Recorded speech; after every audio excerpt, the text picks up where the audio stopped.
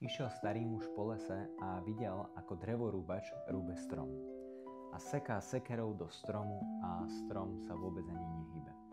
A tak podišiel k drevorúbačovi a hovorí mu: a čo si tú sekeru trošku nezaostríš? A drevorúbač na to ja nemám čas, potrebujem to čím skôr dokončiť a ísť na ďalší strom. Starší pán odvetil: keď si ju zaostríš, uvidíš, že ti to pôjde rýchlejšie. Drevorúbač opäť odvetil: na to ja nemám čas. A pokračoval so svojou tupou sekerou a ťal do stromu, ale on sa vôbec nehýbal. Po niekoľkých minútach si sa však uvedomil, že možno v niečom ten starší pán mal pravdu, zaostril sekeru a stačilo pár úderov a jeho strom spadol. No a toto je mechanizmus, ktorý často registrujeme aj v bežnom živote. Vo firemnom segmente registrujeme ľudí, ktorí robia veci, len aby nemuseli vysvetľovať druhým ľuďom a povedia si: však ja to urobím rýchlejšie, na čo by som to mal niekoho učiť. Krátkodobo je to rýchlejšie, ale dlhodobo to nie je riešenie.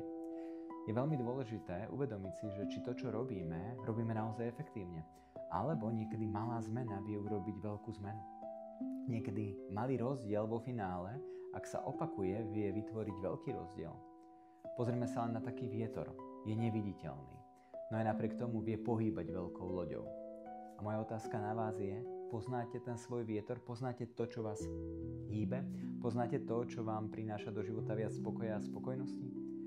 Verím, že nie ste ako drevorúbač, ktorý len rúbe, opakuje to, čo robil a očakáva iný výsledok. Lebo Albert Einstein by povedal: to je definícia šialenstva. Robiť to isté, tým istým spôsobom a očakávať iný výsledok. Keď sa nič nezmení, tak sa nič nezmení. No ak urobíme malú a postupnú zmenu a vieme ju udržať, tak deň čo deň sa nám to bude rátať. Vo finále sa dostaneme do úplne odlišnej destinácie.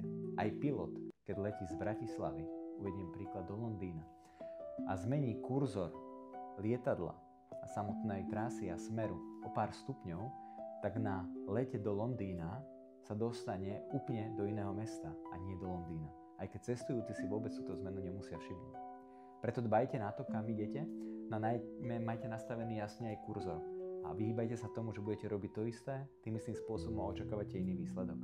Držím vám v tom palce a buďte tou zmenou, ktorú chcete vidieť aj vo svojom okolí.